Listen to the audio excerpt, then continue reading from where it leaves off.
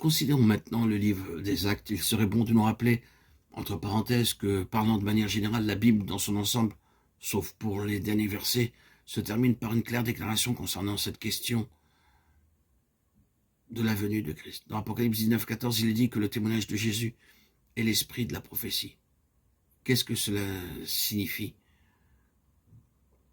Cela veut dire simplement que tout au long de la Bible, du commencement à la fin, il y a eu des éléments annonciateurs, dans un certain sens, des éléments de prédiction, quelque chose qui allait au-delà des mots réellement dits alors. Dans tout cela, il y avait une indication plus lointaine. C'était peut-être un épisode historique, quelque chose d'assez localisé et d'immédiat par lui-même, en ce qui concerne les lieux et les personnes. Mais dans aucune partie de la Bible, nous ne voyons que le local et le présent soient seulement en vue. Il y a quelque chose de plus, il y a une incidence, il y a un but plus lointain. Et si vous pouviez voir vers où toutes ces indications portent, vous verriez que c'est vers Jésus. Il est impliqué en tout et partout.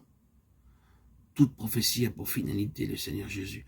Quand nous parlons de prophétie, ne nous bornons pas à considérer uniquement qu'il s'agit de certaines périodes et de certains hommes de l'Ancien Testament. Il est vrai que nous avons été et que nous sommes souvent encore très préoccupés par les prophéties de l'Ancien Testament, mais nous devons aller au-delà de cela.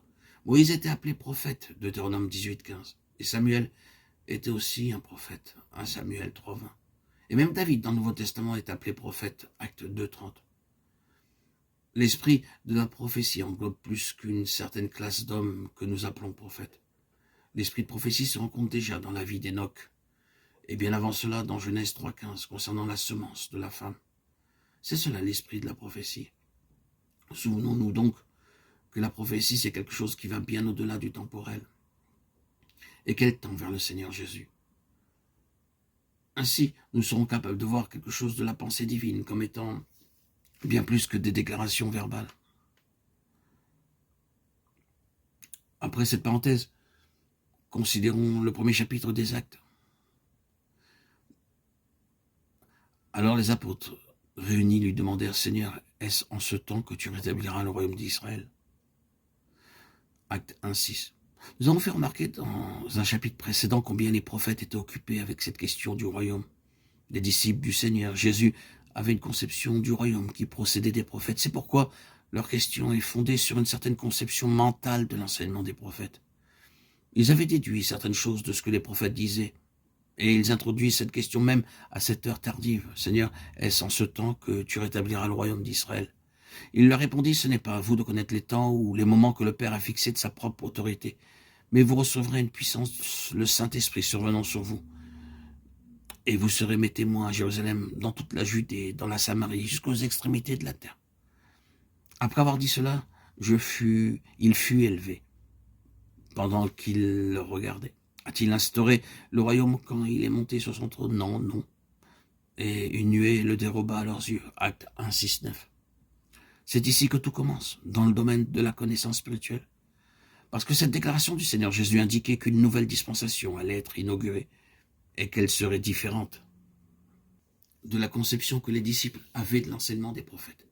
C'était la dispensation du Saint-Esprit. Et ils allaient découvrir que le Saint-Esprit donnerait une signification aux prophéties de l'Ancien Testament qu'ils n'avaient encore jamais saisie jusque-là. Ils ont vu ce que disaient les prophètes seulement lorsque le Saint-Esprit a pris en main la parole de Dieu. Alors, nous remarquons qu'en prenant réellement en main les Écritures, en commençant à les appliquer à leur situation, en donnant la signification divine, des choses se sont passées. Non seulement des choses qui étaient inattendues, mais des choses qui étaient absolument contraires et opposées à la mentalité figée des disciples. Et cela nécessitait un complet bouleversement de leur mentalité et l'abandon de position bien ancrée en eux. L'enjeu est considérable quand le Saint-Esprit peut nous prendre en main. Il y aura alors des changements révolutionnaires dans la vision que nous avons des choses. Et le livre des Actes est riche d'enseignements à cet égard.